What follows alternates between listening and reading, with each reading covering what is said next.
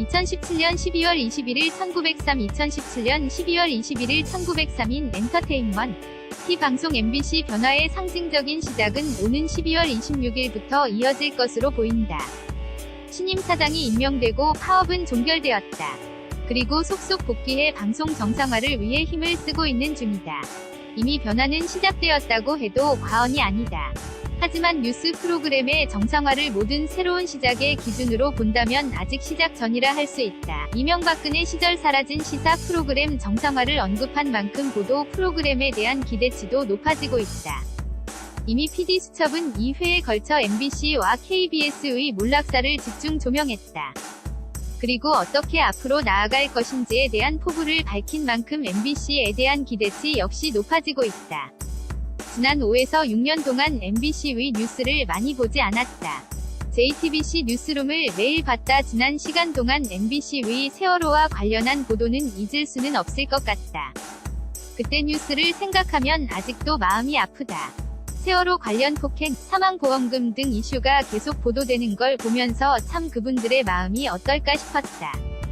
가장 안타까운 기억으로 남아있다. 저는 저대로 진정성 있게 최선을 다할 것이기 때문에 동시간대 경쟁 뉴스를 많이 생각하거나 의식하지 않으려 한다.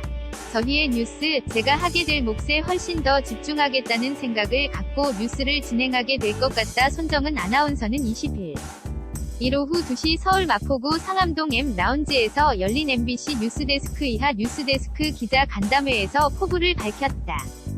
오는 26일 바뀌는 뉴스데스크에 임하는 자세도 명확하게 보여주었다. 지독한 시간을 보내며 손 아나운서가 느꼈던 힘겨움이 적나라하게 드러났다. 손 아나운서는 지난 5에서 6년 동안 MBC 뉴스를 거의 보지 않았다고 했다. 대신 JTBC 뉴스룸을 매일 봤다고 했다. 이 대목에서 MBC의 참혹한 현실이 적나라하게 드러난다. 자사 뉴스를 보지 않고 타사 뉴스를 봐야만 하는 입장은 누가 뭐라 해도 참혹할 수밖에 없기 때문이다. 사실 국민의 대다수는 그 기간 동안 손 아나운서처럼 JTBC 뉴스룸을 매일 봤다. 그 뉴스 외에는 믿을 수 있는 뉴스가 전혀 없었기 때문이다. 그게 우리 현실이었다. 철저하게 권력의 편에 선 뉴스는 더는 존재해서는 안 되는 방송 낭비 수준이었으니 말이다. 세월호 참사 보도에 대해 직접 언급한 부분도 의미 있다. MBC는 철저하게 현장의 보도를 무시한 채 전원 구조라는 오보를 알면서 내보냈다. 이 사실은 이미 당시 기자들을 통해 모두 증명된 사실이다. 언론이기를 포기한 대표적인 사례라는 점에서 MBC로서는 세월호 참사는 영원히 잊어서는 안 된다.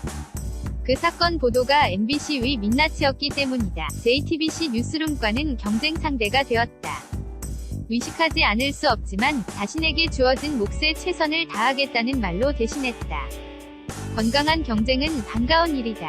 언론다운 언론이 사라진 시대가 아니라 보다 치열하게 언론으로서 가치에 최선을 다하는 매체들이 늘어나는 것은 사회 전체가 건강해진다는 의미이기 때문이다. 뉴스데스크는 오는 26일 저녁 8시부터 방송을 재개한다.